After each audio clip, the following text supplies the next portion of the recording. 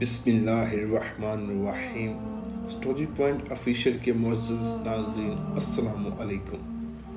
ناظرین، آج ہم آپ کی خدمت میں نبی پاک صلی اللہ علیہ وآلہ وسلم کا ایک بہت ہی اہم اور پیارا قصہ بیان کریں گے۔ ختم نبوت کے چند روز بعد نبی کریم صلی اللہ علیہ وآلہ وسلم ایک رات مکہ کی ایک گلی سے گزر رہے تھے کہ انہیں ایک گھر میں سے کسی کے رونے کی آواز آئی۔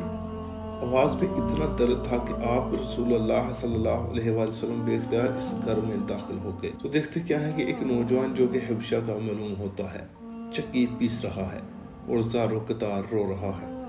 آپ صلی اللہ علیہ وآلہ وسلم نے اس سے رونے کی وجہ پوچھی تو اس نے بتایا کہ میں ایک غلام ہوں اور سارا دن اپنے مالک کی بکریاں چراتا ہوں۔ شام کو تھک کر جب گھر آتا ہوں تو میرا مالک مجھے گندم کی ایک بوری پیسنے کے لیے دے دیتا ہے، جس کو پیسنے میں مجھے ساری رات لگ جاتی ہے۔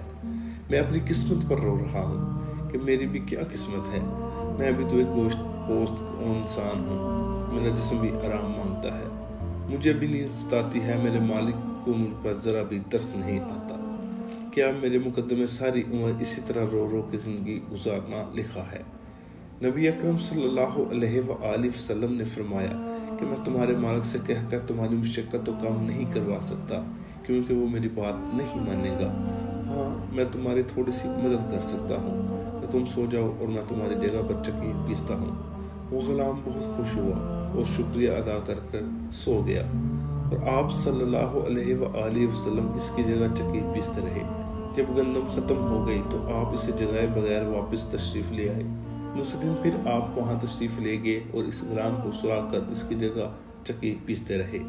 تیسرے دن جب یہی ماجرا ہوا تو اس غلام کی جگہ ساری رات چکی پیستے رہے اور صبح کو خاموشی سے اپنے گھر تشریف لے آتے۔ چوتھی بار جب آپ وہاں گئے تو غلام نے کہا، اے اللہ کے بندے، آپ کون ہو اور میرا اتنا خیال کیوں رکھتے ہو؟ کیوں کر رہے ہو میرے ساتھ اتنی احسان؟ ہم تو غلام ہیں، نہ کسی کو کوئی ڈر ہے اور نہ کوئی ہم کسی کو فائدہ دے سکتے ہیں، تو پھر آپ یہ سب کس لیے کر رہے ہو؟ آپ صلی اللہ علیہ وآلہ وسلم نے فرمایا کہ میں یہ سب انسانی ہمدردی کے تحت کر رہا ہوں، اس کے علاوہ مجھے تم سے کوئی غرض نہیں۔ اس غلام نے کہا کہ آپ ہو کون؟ نبی اکرم صلی اللہ علیہ وآلہ وسلم نے ارشاد فرمایا، تمہیں علم ہے کہ مکہ میں ایک شخص نے نبوت کا دعویٰ کیا ہے؟ اس غلام نے کہا، ہاں، میں نے سنا ہے کہ ایک شخص جس کا نام محمد ہے اپنے آپ کو اللہ کا نبی کہتا ہے۔ آپ صلی اللہ علیہ وآلہ وسلم نے فرمایا، میں وہی محمد ہوں۔ یہ سن کر اس غلام نے کہا کہ اگر آپ ہی وہ نبی ہیں تو مجھے اپنا کلمہ پڑھائیے، کیوں نہ کہ اتنا شفیق اور مہربان کوئی نبی ہی ہو سکتا ہے جو غلاموں کا بھی اس قدر خیال رکھے۔